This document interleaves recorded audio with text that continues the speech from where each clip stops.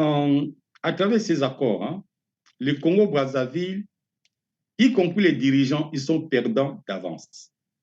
Parce que le Rwandais ne vient pas pour faire alliance avec, comment on dit, Bantou de Brazzaville. Hein. Il vient pour conquérir une terre riche qui est entre les mains des incapables. C'est ça leur vision et c'est ça leur but ultime.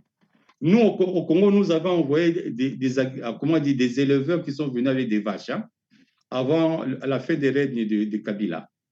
Hein, donc, ces éleveurs-là, ce sont des commandos. De la même manière qu'on va envoyer aussi des commandos agriculteurs à Brazzaville. Le but du jeu, c'est de contrôler les aéroports et les aérodromes, les ports. Comme ça, en cas d'attaque généralisée, ils peuvent faire venir des renforts. Ils sont dans une manœuvre de guerre.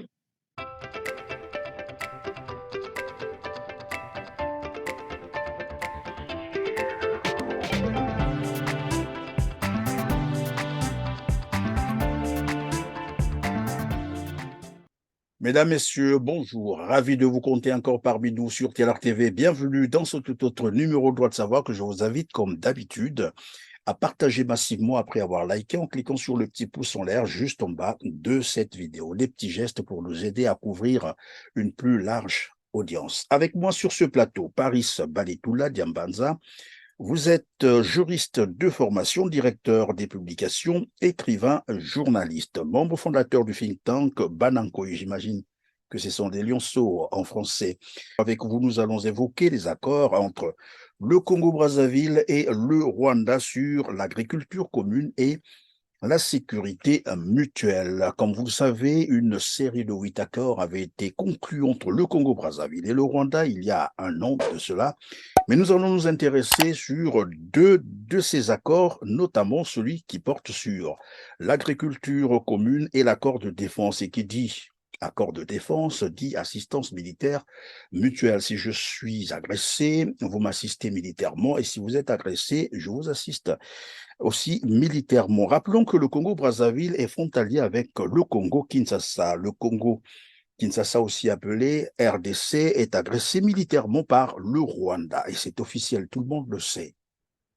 Alors, quelle analyse portez-vous, analyse politique bien entendu et sécuritaire, de ces accords dans un premier temps?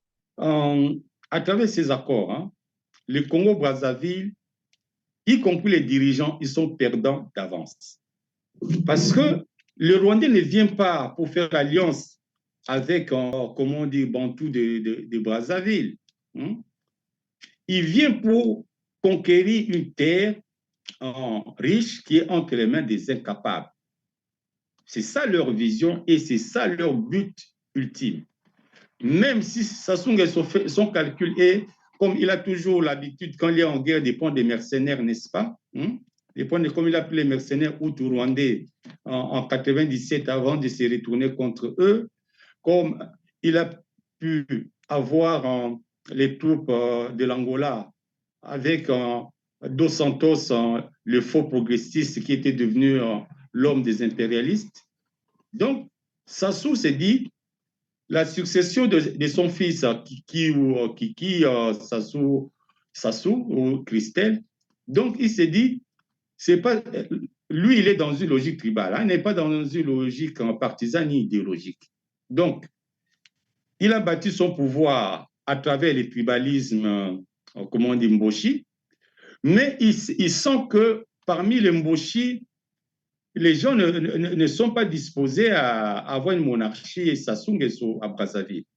Donc, c'est pour ça qu'il passe l'alliance avec Kagame. Son intérêt à lui, c'est qu'il pense que les troupes de Kagame vont l'aider pour mater les généraux Mboshi ou les officiers Mboshi qui vont essayer de contester les pouvoirs. Mais ce qui se passera après, les Rwandais vont chercher à avoir la même mise, soit avoir un président marionnette, soit à placer carrément un de leurs. Et Kagame, il faut voir dans sa démarche, il se rêve en empereur de l'empire Imatuti, un empire qui partirait du Rwanda, qui va intégrer le Burundi, le Congo-Kinshasa et le Congo-Brazzaville, et pourquoi pas l'Ouganda. il se voit. Il était tout près d'atteindre cet objectif-là quand il a déposé Mobutu. Laurent Désiré Kabila a changé la donne. Il a essayé d'avoir ça aussi avec, comment on dit, Joseph Kabila, mais à travers l'infiltration dans l'armée. Maintenant, le président Tshisekedi, il a cru avoir une marionnette, mais s'il y a la guerre, ça signifie qu'il y a des choses que Tshisekedi ne lui a pas données. Nous, on connaissait un Front patriotique rwandais comme un mouvement progressiste anti-impérialiste et on les soutenait. En Europe, on était dans les mêmes organisations, on faisait les réunions ensemble, les manifestations, parce que les Tutsis étaient persécutés et ils avaient les droits de revenir dans leur pays et de participer aux affaires de leur pays. Donc, c'était des camarades, c'était des frères, c'était des sœurs. Mais quand le Front patriotique rwandais, le régime de Kagame, s'est retourné contre le Congo-Zaïre, à partir de ce moment-là, nos camarades ont disparu. Nous, on pensait qu'on était tous des Africains. On a découvert qu'en fait, eux, ils étaient avant tout des Tutsis rwandais, suprémacistes. Paris, vous êtes en train de dire, c'est ce que j'ai cru comprendre, hein, que finalement vos amis avaient un agenda caché, c'est ça, et ils se sont servis de vous. Tout à fait, tout à fait. Et ce qui est malheureux, parce que cela corrobore tous les préjugés que le Hutu rwandais diffusait sur eux. Donc ces préjugés-là sont réels. Il y a ce qu'on appelle l'Ubwenge, donc qui est, comment dire, caractéristique majeure, essentielle des Tutsis rwandais. L'Ubwenge, c'est les mensonges. Ils cultivent l'art du mensonge. Et ce sont des gens, en fait, qui n'ont ni loyauté, qui n'ont aucun code d'honneur et qui n'ont, comment dire, aucune moralité. Je vais vous donner un exemple. Non seulement ils ont été nourris au Congo, les réfugiés tutsis rwandais, pendant des années, scolarisés, des bourses d'études. Mobutu les a même intégrés dans ce gouvernement. Il avait son directeur de cabinet pendant 9 ans, Barthélemy Bisengimana, de 69 à 1979. Ils étaient PDG dans les entreprises du portefeuille chez nous. Ils se sont fait de l'argent, une place au soleil dans notre pays. Mais pendant ce temps, ils complotaient contre nous. Vous réalisez? Et ce sont les mêmes qui vont poignarder aussi Mobutu dans le dos. Pire, en Ouganda, c'est Museveni qui les a portés. C'est Museveni qui les a formés militairement, financés, armés, habillés. Et quand ils vont se lancer dans la deuxième guerre contre la RDC, à Kisangani, vous savez que les troupes rwandaises et ougandaises se sont battues pendant au moins 3 épisodes de combat dans la ville de Kisangani. Il y a un officier ougandais qui raconte l'histoire. J'avais lu ça dans le journal La Nation, un journal qui paraît à Kampala. Il dit, pendant qu'ils étaient en train de se chamailler pour le contrôle des carrés miniers, des diamants dans la région de Kisangani, les Ougandais étaient persuadés que les Rwandais étaient leurs camarades, leurs frères, donc c'était que des querelles de famille. Pendant qu'ils se querellaient, les Rwandais faisaient venir des renforts nuitamment. Ils faisaient venir des munitions, des armes nuitamment. Et le jour où les Rwandais les ont attaqués par surprise, les Ougandais n'en revenaient pas. Ils n'en revenaient pas. Il est écrit, on tombait comme des mouches parce que les Rwandais avaient une quantité d'obus et de roquettes. Il s'est même demandé si le Rwanda avait une usine qui fabriquait ça. Ils ont humilié Museveni qui les a fait. Alors, si Sassou pense que vraiment il peut faire alliance avec ces gens-là, je lui souhaite bien du courage et beaucoup de bonheur. Donc, en sorte, vous êtes en train de dire que lorsque nos amis rwandais vous rapprochent, c'est juste pour essayer un peu de comprendre votre fonctionnement et de vous étudier, mais par après, ils finiront par, voilà, soit vous chasser de votre propre territoire, ou ils vont chercher à s'installer de force. C'est ce que j'ai cru comprendre. Et qui ils sont pas trop honnêtes, pas trop loyaux, c'est ça? C'est-à-dire pour eux, vous savez, nous sommes en guerre avec eux, ça fait 27 ans. Et à un moment donné, quand vous êtes en guerre avec quelqu'un, la première des choses, c'est de l'étudier à fond. Donc, à force de les étudier, nous sommes allés très loin et nous avons compris une chose. C'est un problème d'atavisme. Hein. Nous, les Bantous, nous sommes des peuples de haute civilisation et nous sommes, comment dire, la racine même de la terre. Hein. Les premiers pharaons, les Narmères, les Ménès, ce sont de Bantous typiques. Donc, nous sommes un peuple sédentarisé de très, très longue date. Avant le peuple nomade, qu'il soit de type Tutsi ou de type, comment dire, sémito-arabe, que ce soit de type indo-européen. Ce sont des peuples jeunes et, comment dire, d'atavisme nomade. Nous, le peuple d'atavisme, comment dire, sédentaire, pour nous, nous considérons la guerre comme un acte de barbarie et nous pensons fondamentalement que la palabre qui est caricaturée, nous pensons que la palabre, le dialogue, c'est une vertu de haute civilisation. Donc, je peux être en conflit avec toi, mais je sais très bien que personne ne gagne un combat parce que si toi tu me tues, tu deviens assassin. Si je te tue, je deviens assassin et je transgresse les lois divines. Pour nous, nous sommes ancrés dans ces valeurs-là, ce qui fait que on croit au dialogue et on a la patience, on ne fait pas l'économie du temps quand il s'agit de sauver une situation qui peut dégénérer. Mais en face de nous, nous sommes à côté des peuples qui ont une autre logique. Le nomade, c'est quelqu'un qui n'a pas la notion des limites. Les Rwandais eux-mêmes disent, là où ma vache va paître, c'est mon Rwanda, ça signifie c'est mon pays. L'un de leurs rois qui guérit, qui a créé un petit royaume du côté du Rwanda actuel, il avait dit, mon royaume aura pour limite l'horizon.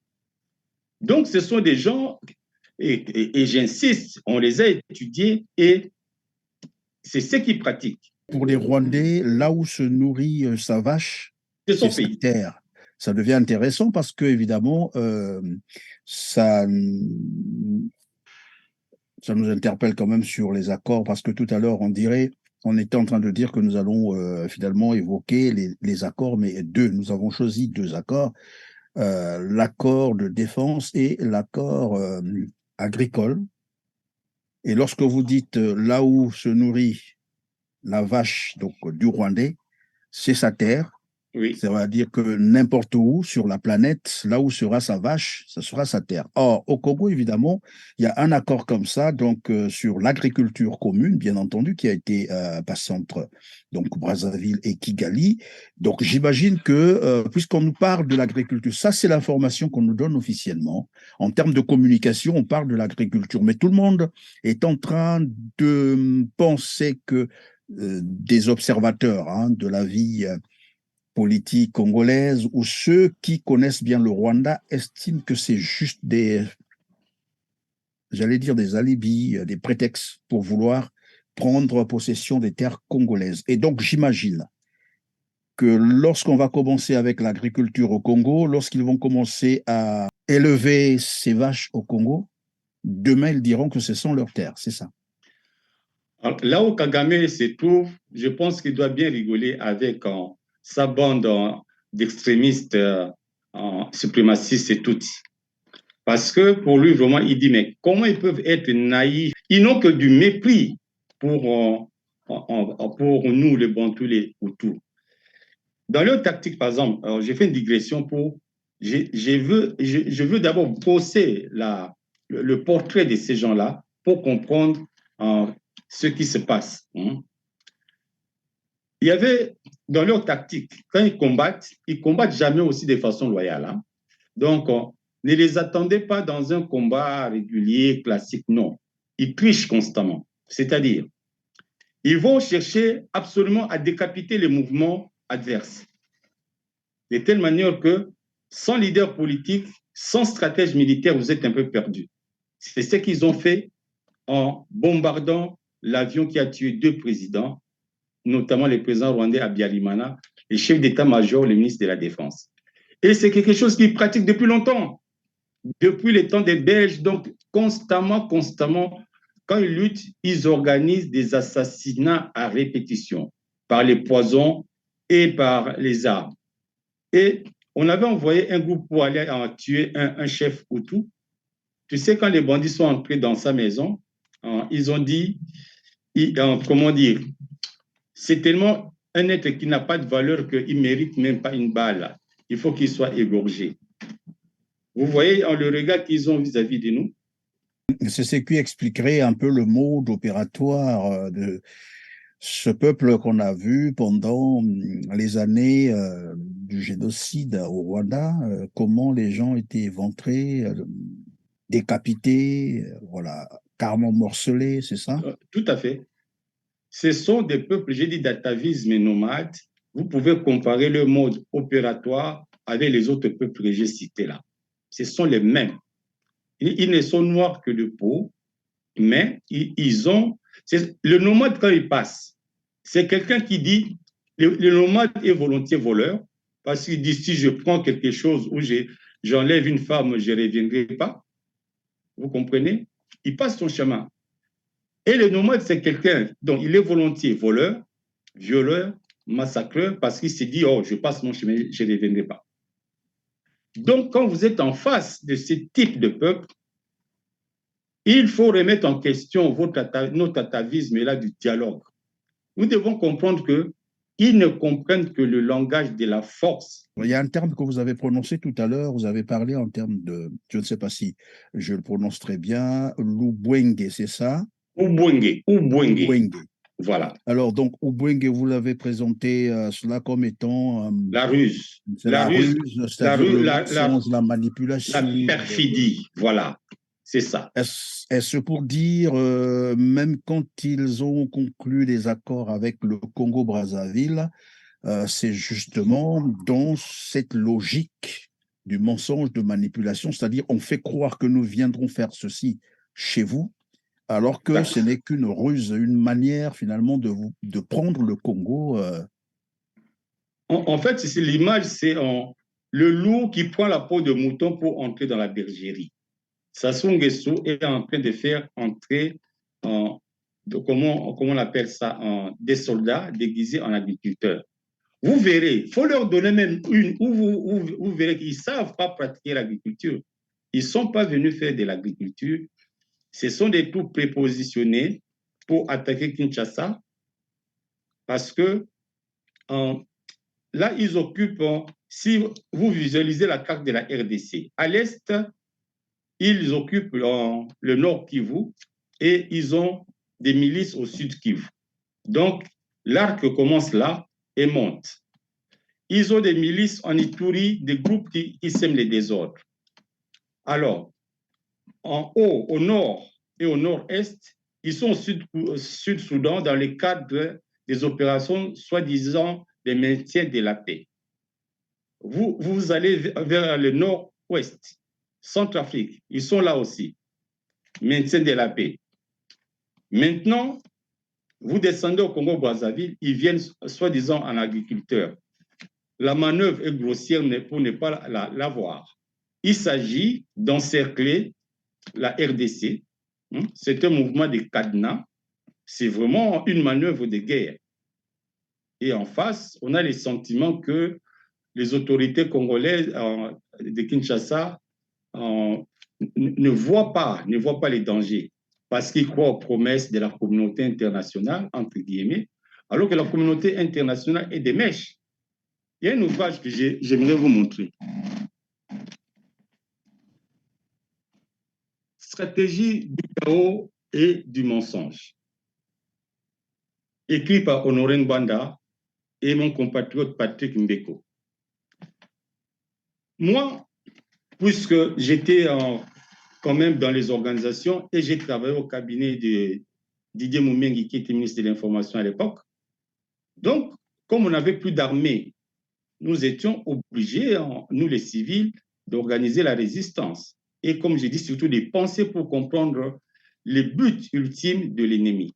Je connaissais beaucoup de choses sur Obwenge, sur la décapitation, sur leur perfidie, leur déloyauté, mais je ne savais pas qu'ils bénéficiaient d'un soutien inimaginable au niveau de ce qu'on appelle la communauté internationale, mais que nous devions nommer correctement comme les puissances des ténèbres.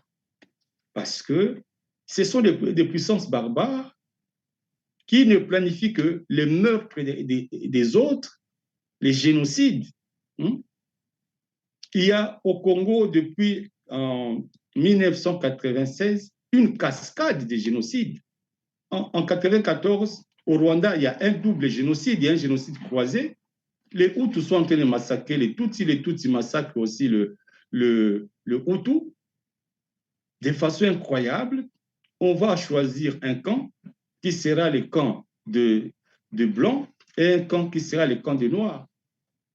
Quand la preuve, les 8000 Hutus qui sont arrivés au Congo-Brazzaville, on parle de 8000 à 10 000 Hutus qui sont au Congo-Brazzaville, ils ont fui l'Est, ils ont été massacrés à Tingi-Tingi. Il y a des rapports, Emma Bonino, la commissaire européenne, elle a pleuré, il y a plein de rapports, les rapports Gareton. Ils ont été pourchassés, même les enfants massacrés vers Mbandaka. Ils sont partis quasiment, ils étaient quasiment 1 million. Quand ils ont fui, quand ils sont entrés au Congo, ils étaient 1 million, 2 millions. Ils sont rentrés peut-être 800 000. Et si sur le million, il y a seulement 10 000 qui arrivent à Brazzaville, où sont passés les restes? Ce fut un génocide inimaginable. Ils ne se sont pas arrêtés là. Maintenant, c'est sur les populations du Congo qui les a accueillis, qui sont en train de s'en prendre. Il n'y a pas un jour qui passe sans qu'il y ait un massacre qui chichait les villes de Rutshuru, les localités du Nord Kivu. Vous voyez donc l'affaire, ce qui s'est comme au Congo-Brazzaville, vu du côté RDC Congo, comme je disais, c'est un acte de belligérance avéré que Sassou Nguesso pose. Kagame, on est dans la belligérance puisqu'il occupe nos terres. Sassou Nguesso lui serre la main en disant, écoutez, je suis ton complice avec les accords de défense, je pourrais t'aider à finir ta mission au Congo. Donc, la colère des Congolais de Kinshasa est compréhensible. Si on avait un gouvernement, comment dire, qui était suffisamment fort, il allait rompre les relations diplomatiques avec Brazzaville, fermer les frontières. Maintenant, au niveau des peuples, comme je l'ai dit aussi, nous devons savoir que nous sommes génétiquement un même peuple, nous sommes historiquement, culturellement un même peuple, et stratégiquement, nous avons les mêmes intérêts. J'étais en train donc de dire tout à l'heure, et je crois vous avoir posé cette question, parce que là, évidemment, on assiste à cette joute verbale entre les Congolais de Brazzaville et les Congolais de Kinshasa. Je vous posais la question de savoir, est-ce que cette situation, on peut la rattraper et qu'est-ce qu'il faut faire concrètement pour rattraper, de sorte que finalement, ces deux pays frères, j'allais dire, ces deux populations sœurs qui se connaissent très bien, qui ont, vous l'avez rappelé tout à l'heure, la même génétique, qu'est-ce qu'on peut faire pour sauver cette situation, pour que ça ne dégénère pas finalement entre le Congo-Brazzaville et le Congo-Kinshasa? Déjà, l'émission que nous sommes en train de faire, je pense que c'est une initiative qui va dans ce sens-là. Les intellectuels de haut rang, Alema Bankou a fait une petite vidéo que j'ai partagée aussi dans mon réseau. les missions que nous sommes en train de faire, en fait, il faut que les intellectuels patriotes se lèvent pour calmer le jeu. Les artistes aussi qui ont de l'audience, ils doivent se lever pour calmer le jeu parce que le Congo-Brazzaville, en fait, devrait être, à la limite, si nous perdons l'ensemble de la RDC, le Congo-Brazzaville doit être le territoire où nous pouvons venir nous préparer pour la reconquête. Mais si le Congo-Brazzaville et le Congo-Kinshasa ne s'entendent pas, nous perdons de la profondeur stratégique. Ce que j'ai dit du Congo-Brazzaville est valable pour nous. Si un jour les Rwandais prennent le Congo-Brazzaville avant de prendre Kinshasa, repli stratégique chez nous, et ensemble, on fait la reconquête. Donc, vraiment, stratégiquement, ce serait une faute mortelle. Jamais 203. Alors, il faut craindre finalement que Brazzaville soit la prochaine victime, bien sûr, du Rwanda. On ne cessera de le rappeler. Nous ne faisons que notre travail d'information à ceux qui nous suivent de prendre leur responsabilité. Et j'invite d'ailleurs nos téléspectateurs d'aller suivre, vous pouvez taper sur Google, taper les prisons du Rwanda. Les prisons du Rwanda. Vous découvrirez les choses effroyables et vous comprendrez qui est réellement Paul Kagame. Des choses qu'on ne verra probablement pas ailleurs. Et voilà, donc on va continuer, Paris. Alors maintenant, est-ce qu'on peut s'intéresser sur les risques, j'allais dire, que représenteront, s'il faut dire ainsi, ou que représentent bien sûr ces accords sur le plan sous-régional? On va avoir un chaos sanglant et généralisé. Donc, ça, c'est certain parce que il faut, tout à l'heure, je vous ai montré le livre de Ngwanda pour vous dire que même moi qui suis quand même un éminent spécialiste du Rwanda, hein, je ne savais pas que l'inimitié contre la RDC était à ce niveau-là. Parce que je savais que les anglo-saxons, le couple Angleterre-États-Unis, étaient vraiment les premiers parrains du Rwanda. La Belgique aussi. Ensuite, les atlantistes français, Sarkozy et Macron, ils sont avec les Rwandais, mais je ne savais pas que des pays comme l'Allemagne, les Pays-Bas, tous ces pays-là étaient ligués contre le peuple bantou. On commence par la RDC. J'ai écrit de milliers de pages sur Facebook depuis 2-3 ans où j'insiste sur un fait. Les Congolais à Kinshasa, même à Brazzaville, ils sont distraits parce que Beni, le Nord Kivu, c'est tout simplement un laboratoire, vous comprenez? On teste des formules, comment on peut monter les populations les unes contre les autres, comment on peut introduire des soldats rwandais et les maquiller en milice. Et cette formule-là, testée dans les laboratoires du Kivu et de l'Ituri, a été dupliquée au Kasaï avec l'affaire Kabila Nsapu. Il y a eu beaucoup de massacres. Au Congo central, avec les affaires de Bundu Congo. Dans le Bandundu, actuellement avec la guerre en Yaka et Teke. Au Katanga, à Kalemi, avec la guerre entre les populations autochtones en Toa et les Luba du Katanga. En Équateur, avec les Enyélés. Donc, en fait, ce qu'on ne connaissait pas, notre culture de la palabre, même entre nous, on l'a perdu parce que nous sommes en train de nous rwandaliser. Donc, ce qui a été testé est déjà aux portes de Kinshasa au moment où je parle, parce que dans la commune de Maluku, il y a ces milices-là qui commettent des massacres aussi. Et avec aussi nous au Congo, nous avons envoyé des éleveurs qui sont venus avec des vaches avant la fin des règnes de Kabila. Hein? Donc, et ces éleveurs-là, ce sont des commandos. De la même manière qu'on va envoyer aussi des commandos agriculteurs à Brazzaville. Le but du jeu, c'est de contrôler les aéroports et les aérodromes, les ports. Comme ça, en cas d'attaque généralisée, ils peuvent faire venir des renforts. Ils sont dans une manœuvre de guerre. Je conseille fermement au président Félix Tshisekedi de prendre les mesures idoines pour répondre à la guerre qui se prépare. Parce que l'avenir, c'est la guerre. Ce n'est pas notre choix. Il nous est imposé. Nous devons savoir que l'avenir, c'est la guerre. C'est le message que nous devons dire à nos enfants, dire à nos amis. Notre seul avenir, c'est la guerre.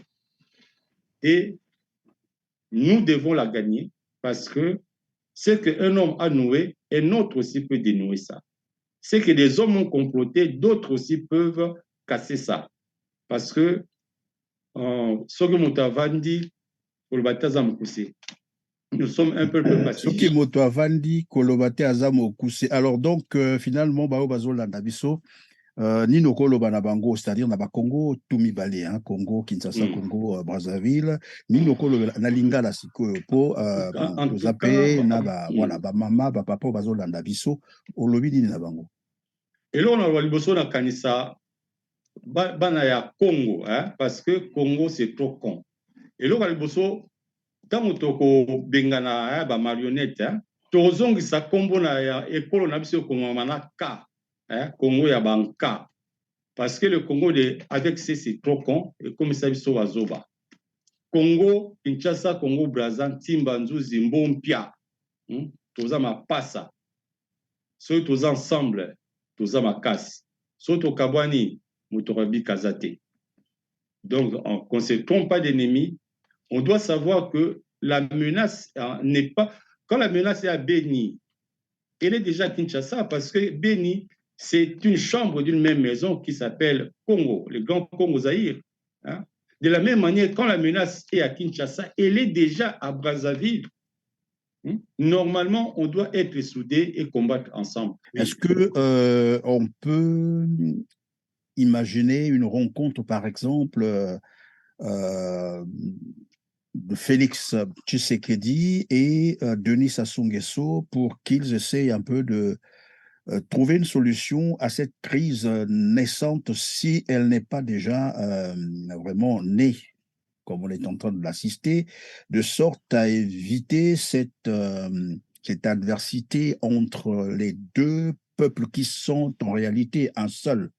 Est-ce qu'on peut imaginer cette rencontre des deux présidents de la République démocratique du Congo et de la République du Congo, les deux, pour essayer soit de demander aussi l'annulation de ces accords, des accords qui n'arrangent personne, qui n'arrangent pas les deux pays qui sont en fait destinés à vivre ensemble. Denis Sassou Nguesso aussi, c'est quelqu'un qui ne tient pas parole. Parce que les militaires hutus-rwandais rescapés qui sont parvenus jusqu'à Brazzaville, qui l'ont aidé pendant la guerre contre les Souba en 1997, il les a placés dans la région de Kintele. Mais aujourd'hui, quand il fait venir la horde des tueurs Tutsis, le but du jeu aussi, en fait, c'est qu'il sacrifie ces gens-là. Vous comprenez? Donc, il tourne Kazakh. Sassou Nguesso, pendant la conférence souveraine de Brazzaville, il avait fait des aveux que les gens avaient acceptés. Il a demandé pardon. Mais vous avez vu comment il a fait pour revenir au pouvoir. Sassou Nguesso, c'est un type qui est au service des intérêts occultes. Donc, c'est un homme lige. Il ne s'appartient pas. Même Paul Kagame qui bombe les torses là, ce n'est qu'un mercenaire noir, hein, des dessins blancs. Donc, avec ces genres d'individus, le temps que vous passez à dialoguer, c'est une perte de temps. Tshisekedi doit s'inscrire dans une logique militaire. Il a commencé à former de nouvelles recrues, mais j'aimerais dire ici, parce que je sais que beaucoup de gens nous suivent, rassembler des gens, ça ne forme pas une armée. Donner des armes aussi aux gens, ça ne forme pas une armée. Une armée, c'est d'abord un esprit, c'est d'abord une âme. En face de nous, j'ai dit, nous sommes à côté des peuples agressifs, barbares. Je suis vraiment en colère, même si j'essaie de canaliser. La cabale est trop immense. Vous pouvez imaginer même des organisations dont les noms étaient teintés d'un certain prestige ici en France, hein, soi-disant des organisations de défense des droits humains, la Fédération internationale des droits de l'homme, hein, le MRAP, Mouvement contre le racisme et l'antisémitisme et pour l'amitié entre les peuples, la Ligue des droits de l'homme, Survie. Vous pouvez imaginer que toutes ces organisations font du lobbying féroce et agressif en faveur du sanguinaire en bourreau de Grand Lac. Charles Onana, qui a sorti ce magnifique bouquin aussi que tout le monde devait lire, Holocauste au Congo. Holocauste au Congo, oui. Voilà. Vous savez que combien de procès ces organisations ont lancé et continuent de lancer contre Charles Onana? Vous voyez, quand il y a une telle coalition de l'infamie contre un paisible peuple comme mon peuple du Congo, ça signifie quoi? Ça signifie que nous avons quelque chose que les autres envient. Donc, nous sommes en face des peuples qui ont cette devise, vaincre ou mourir. Quand ils vont en guerre, ils disent, ah, il faut vaincre ou mourir. Moi, mon tour, j'ai dit, je vais vaincre et je vais vivre. C'est ça notre devise. Nous sommes le peuple solaire, le peuple de la lumière, le peuple de Dieu. Sassou Nguesso viole l'article 44 de la Constitution du 25 octobre 2015 du Congo-Brazzaville, qui stipule que on ne peut pas, comment dire, faire des cessions qui lèsent, comment dire, les biens propres de la nation congolaise, que ce soit en termes de ressources naturelles ou en termes de ses richesses. Donc, c'est considéré comme un acte de pillage. C'est la première violation qui est déjà là. Il y a ensuite les articles 217 et 219 de la même Constitution. L'article 217 lui donne le droit de signer et de ratifier les traités internationaux, mais à la condition préalable qui est, comment dire, un accord du Parlement, l'article 217. Et l'article 219 considère que toute cession ou même toute adjonction, même si on ajoute une portion de terre pour le Congo-Brazzaville ou on enlève, sans qu'il y ait référendum, c'est un acte de haute trahison.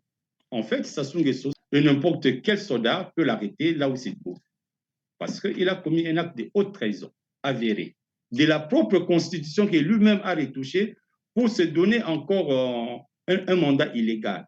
Il ne trahit pas seulement le Congo-Kinshasa, il trahit aussi le Congo-Brazzaville à travers les textes que je viens de donner là. Merci Paris Baletoula Diamanza. Je rappelle que vous êtes juriste de formation, directeur des publications, écrivain, journaliste et membre fondateur du think tank Banankoï. Merci de nous avoir visités aujourd'hui. Merci d'avoir répondu à nos questions. Mesdames, Messieurs, merci de nous avoir suivis une fois de plus. Je vous dis grand merci de votre disponibilité. Mais n'oubliez pas de liker en cliquant sur le petit pouce en l'air juste en bas de cette vidéo. Aidez-nous à partager cette émission pour atteindre un plus grand nombre de téléspectateurs. Pensez à vous abonner si vous ne l'avez pas encore fait pour ne rien manquer de TLR TV. On se dit au revoir et à très bientôt. Mais d'ici là, prenez vraiment soin de vous. Merci.